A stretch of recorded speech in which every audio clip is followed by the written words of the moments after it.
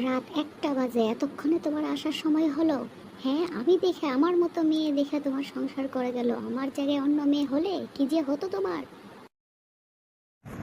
তোমার তো এখন আবার বকবকানি শুরু হয়ে গেল, বাসায় আসলেই শুধু বকবক বকবক করো, একটু চুপ থাকতে পারো না? শোনো, মেয়েরা যেমন ভকভক করতে পারে তেমনি চুপচাপও থাকতে পারে।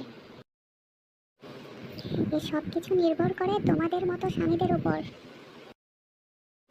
অনেক কথা হয়েছে, এখন চলো তাড়াতাড়ি জামা কাপড় খুলে তারপরে থালা বাসন মাজো। ইয়ে মানে বউ বউ শোনো, আমি একজন ডাক্তার, মানুষ শুনলে কি বলবে যে ডাক্তার সাহেব বাসায় থালা বাসন মাজে। এই বাপ ধরো না, হসপিটালে তুমি ডাক্তার আর আমার এই সংসারে আমার বাসায় তুমি আমার স্বামী, আর কিচ্ছু না, বুঝছো?